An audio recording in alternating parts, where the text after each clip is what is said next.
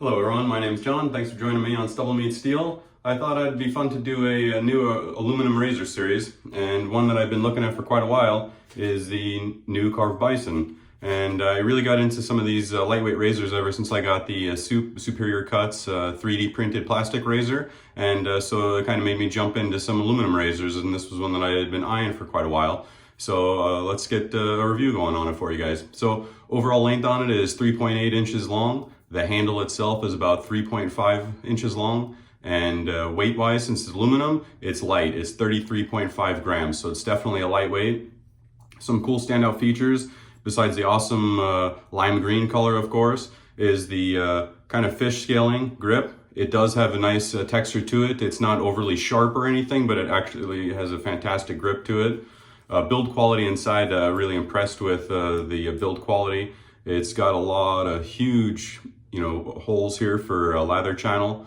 That was one thing that kind of stood out to me. I like how they did the conventional posts on the top for the blade alignment. It's got some engraving inside, and then the threads and stuff on it fit really, well. Not that I've had any razors that bite or anything, but just going together, it feels really nice. One kind of cool feature that stood out to me right here, I don't know if you can see it very well, is there's these little lines here on the side. And so when you're twisting it together, it really provides a great grip on the side there, so that your fingers don't slip and hit the blade if you're blade loading it. So that was kind of one standout feature that I noticed. Thought that was pretty cool and innovative. Besides the monster lather channels, caught my eye right away as well. I like to use some thick soaps, and today is no exception. So I gonna load a Gillette 7 o'clock, the greens, which is the super stainless, in here. I found that this is a good pairing for this particular razor so far. And speaking of thick soaps, I'm going with some Macduffs. I picked up this sample of the cream soda, and man, has it got an awesome smell to it. I'll put the scent notes up for everybody, but the standout scent notes to me are definitely raspberry, vanilla. I looked it up, the scent notes, and I did definitely pick up the vanilla, and I do find a tiny bit of musk in the very, very background, really light. It says it also has nectarine and pineapple, and for me, the standout is definitely the raspberry, and it does come together. I know you're thinking, you're like, well, how the heck does that mean a cream soda? But all those together, I do have the heavy scent of the raspberry, but it all kind of does come together in some crazy way and make a really nice, almost reminiscent of cream soda scent to me, which I do love a good cream soda. And yep, I know, your eyes do not deceive you. I am actually doing a bowl lather today, and I'm using a different brush, and it's a boar brush. I know, what's the world coming to? Boar brushes, bowl lathering, what's next? You never know what the future holds in store. This Macduffs soap, while I can face lather it, there's just been a couple of times where I said to myself, I think this one would be better to do a bowl lather, and I also figured it would help speed up my videos a little bit. So let's get into it, let's get going here. Some standout features of the razor that I forgot to mention, besides the weight and everything, is blade gap is 0.71, and it has a 0.06 blade exposure, positive blade exposure.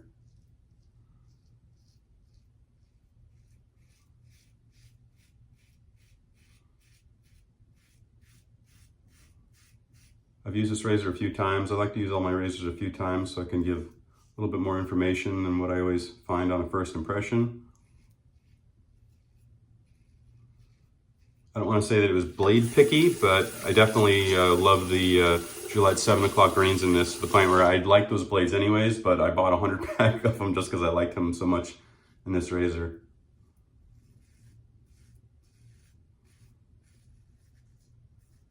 And I don't want to say that I didn't like it, but I just didn't enjoy it quite as much.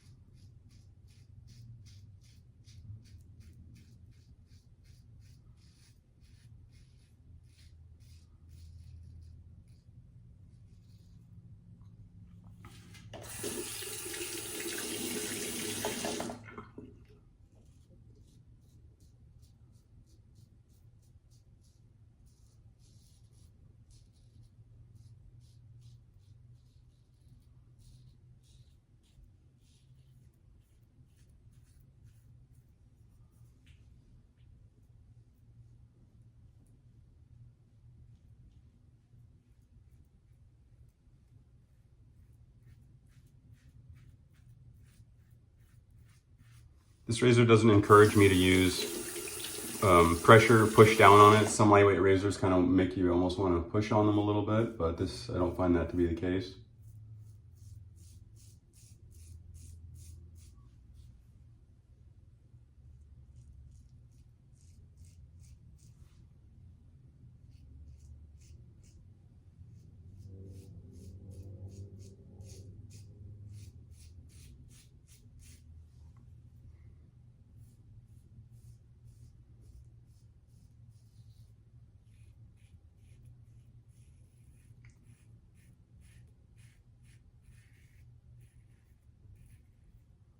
I don't want to say that it's difficult to find the angle on this razor, but it kind of reminds me of the Henson a little bit. It's not really a locked-in angle, but it definitely has that sweet spot where when you find it, it definitely smooths out.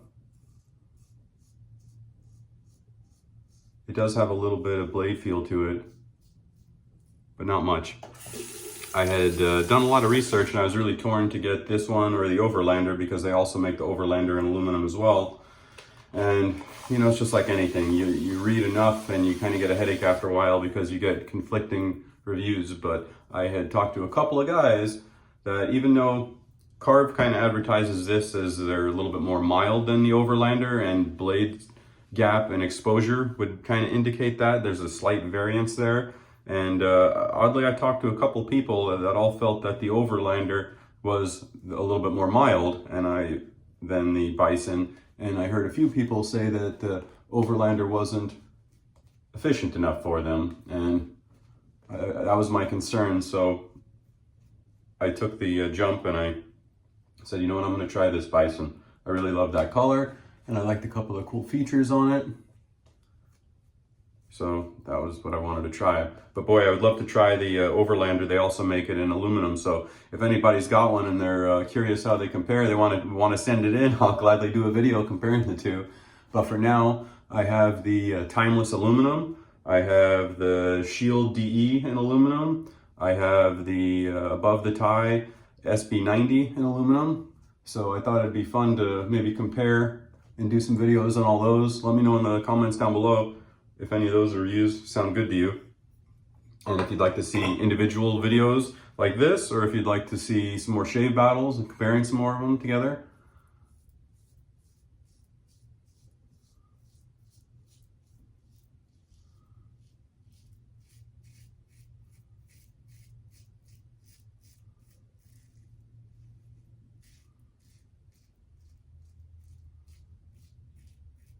So some other things that I noticed right away every time I use this razor is, I've heard the term, you know, some razors kind of feel like a squeegee, and I would say that would be a better way of describing it than it feels draggy or rough, because it doesn't really feel what I would consider draggy or rough.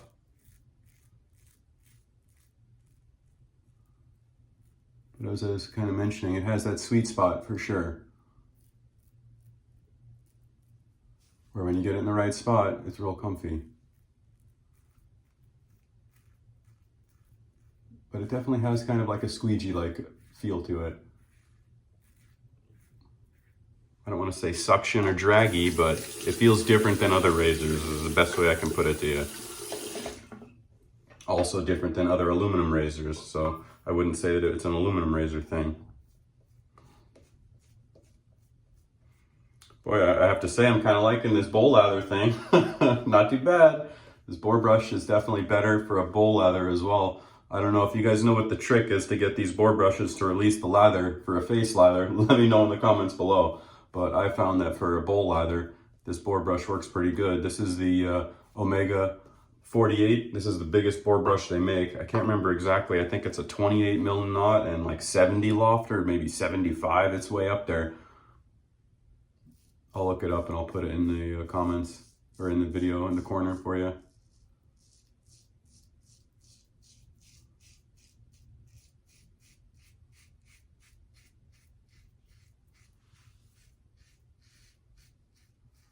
But as I was mentioning how this razor feels, what I noticed is that squeegee, or whatever you want to call it, effect is more prominent on the with the grain pass, and where this razor definitely seems to really shine And I know that that's what the Overlander is notorious for, is they say with the Overlander you can go against the grain on the first pass, it's so smooth. And this razor definitely shines or smooths out on the across the grain and against the grain passes, I've noticed. So while that first pass feels a little unique, boy, it feels pretty damn good on the across and against. So if those are irritating passes for you, this might be the razor that will suit you.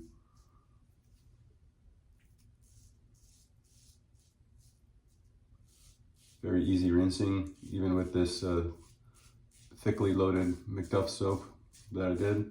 Rinses out of those lather channels easy peasy.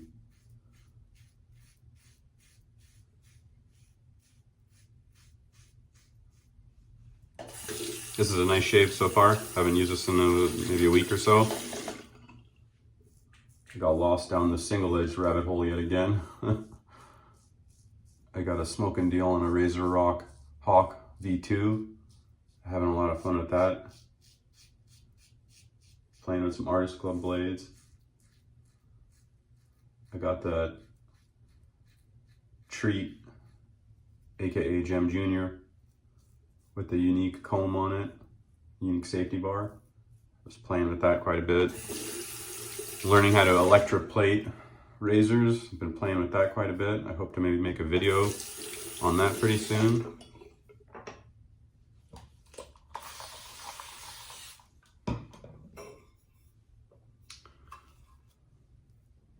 Well, as much as I do love a face lather, I have to say, for the sake of the video, it's kind of difficult to fast forward the videos. It requires a lot of editing time. And as they say, time's of the essence. So I might do these bowl lathers more frequently for these videos, speed things along a little bit. That way everybody doesn't have to watch me do a 15 minutes of face lathering. But I'm sure everybody fast forwards if they want to.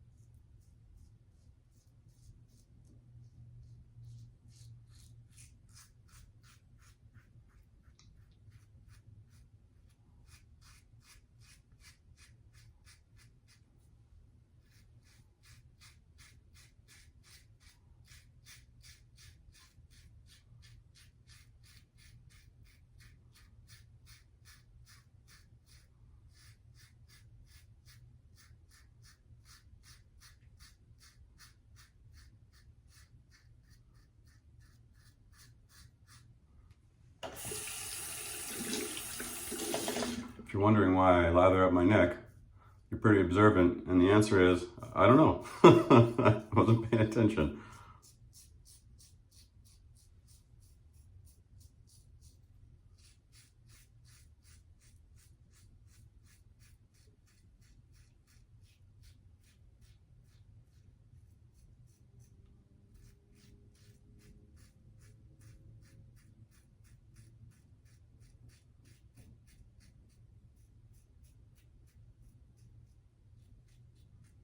Gets under the nose pretty easy. It's got a pretty narrow, thin head overall to it.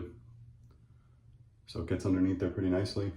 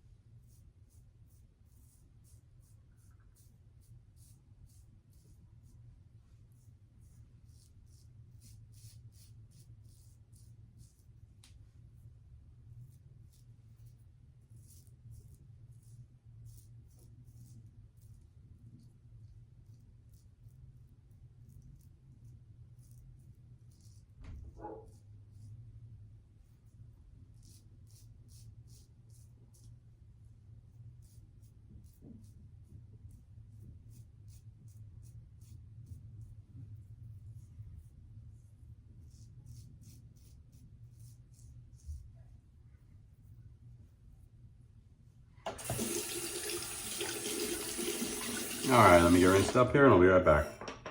All right, everybody. So what did I think of the Karve Bison? You know, today was one of those great shaves with it that definitely reminded me that, I do really like it, especially on that across and against the grain passes. You know, if you have that sensitive mustache for against the grain, this is one of those great ones that I would say falls into that kind of Goldilocks setting of the Rockwell 3/4 plate, somewhere in that area. It's just efficient enough to get it done, and forgiving enough to where you can go over Adam's apple, or you don't have to be super careful when you're shaving. If you do kind of ride the top cap a little bit, go with a more shallow angle, it definitely smooths out, and a little bit of blade feel with that 0.06 millimeter exposure definitely smooths the way out.